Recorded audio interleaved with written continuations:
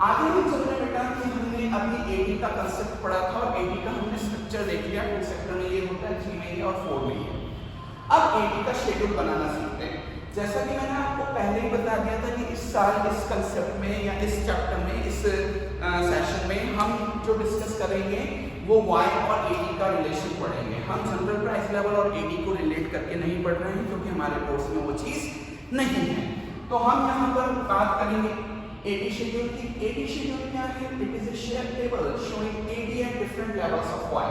हम अलग अलग डिफरेंट लेवल ऑफ वाई लेंगे और उसके ऊपर एडी की वैल्यूज को रिलेट करने की कोशिश करेंगे। एक चीज और, वाई और एडी का रिलेशन बेटा हमें पता होना चाहिए। तो मैंने पहले ही बताया था आपको वाई और एडी पॉजिटिव रिलेट करते हैं। वाई इंक्रीज करेगा तो एडी इंक्रीज करेगा, वाई डिक्रीज करेगा तो एडी डिक्रीज करेगा।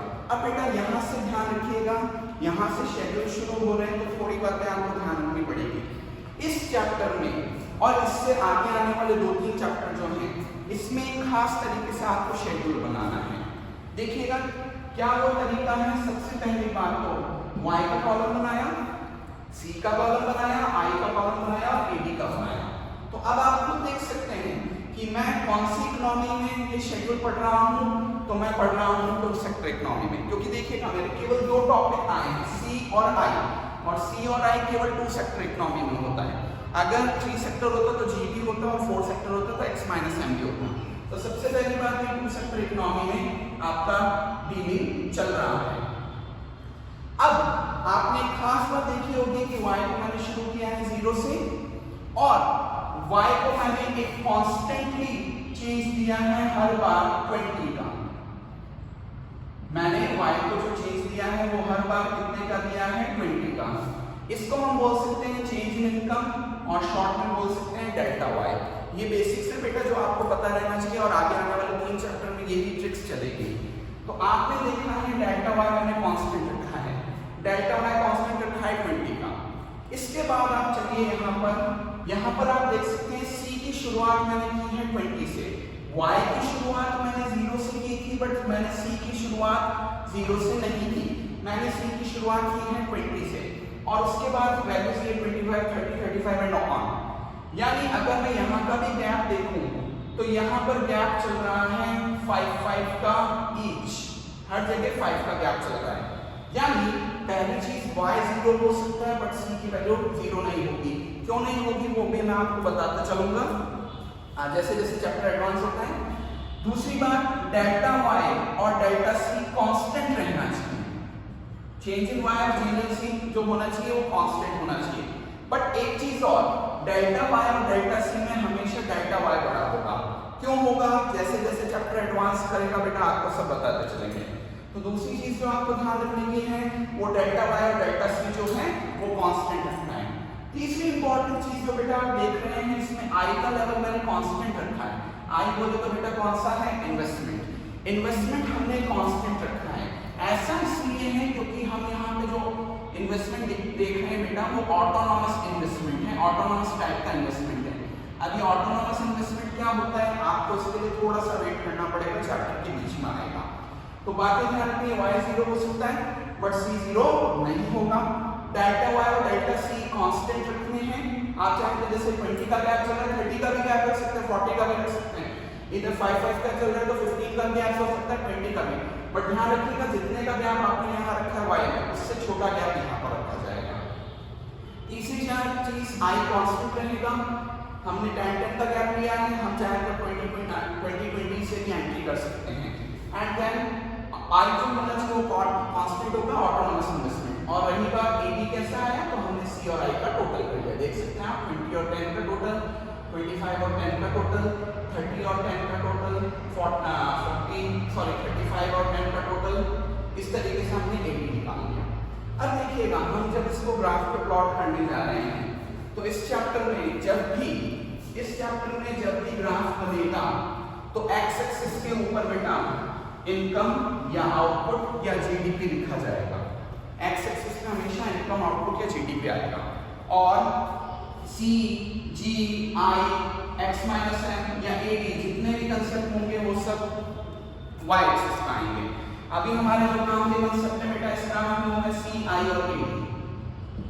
अब सबसे पहली बात, जब भी इस ग्राफ को बनाया, ये चैप्टर और आगे आने वाले 3 चैप्टर में बहुत इंपॉर्टेंट चीज है कि इस ग्राफ को जब भी बनाने जाए एडी और उससे रिलेटेड ग्राफ, तो सबसे पहली बात scale of x axis must be equal to scale of y axis. आप अपनी नोटबुक में भी देखेंगे कि जो मैं ग्राफ आपको बना के भेजूंगा उसमें स्केल ऑफ एक्स एक्सिस और वाई एक्सिस का स्केल बराबर होगा।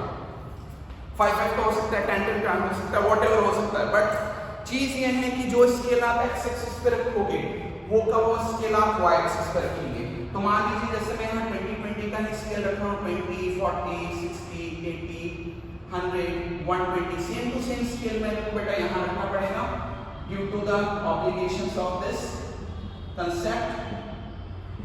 ओके, अब देखिएगा, सबसे पहले बार ये दोनों चीजें होने के बाद एक काम आप करिएगा, क्या करेंगे कि यहाँ से एक 0 से 45 डिग्री की लाइन बनाएंगे, 45 डिग्री की एंगल लाइन बनाएंगे।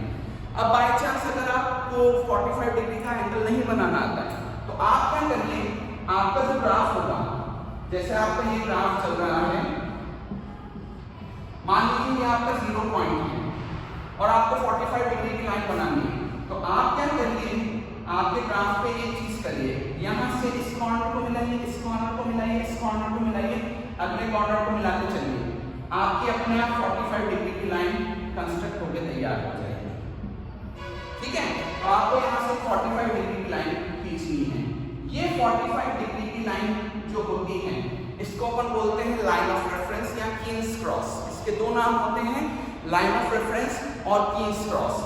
और मैथमेटिकली अगर हम बात करें तो जब ये 45 डिग्री की लाइन है और दोनों तरफ इसकी स्केलिंग बराबर चल रही है तो x की वैल्यू और y की वैल्यू इसमें हमेशा बराबर आती है, और यही लाइन जो है हमारी आगे जाके y या as लाइन हो जाती है।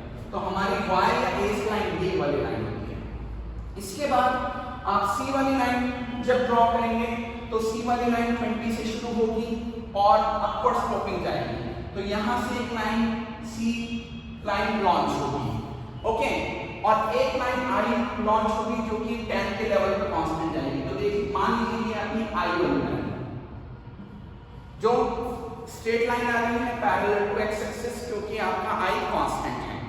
दूसरी बात, जो आपका c वाला लाइन होगा वो 20 से शुरू होगा और इस तरीके से मूव करेगा अपवर्ड स्लोपिंग, और एक 80 वाला लाइन होगा। अब देखिएगा, इस डायग्राम में भले आप c और i लाइन नहीं भी बनाओ तो भी आपका काम चल जाएगा। मेन इंपॉर्टेंट क्या लाइन है, क्या काम है इसमें, y लाइन और 80 लाइन। तो y लाइन तो हमने पहले बता दिया कि y लाइन as वाली लाइन है, 45 डिग्री वाली लाइन है।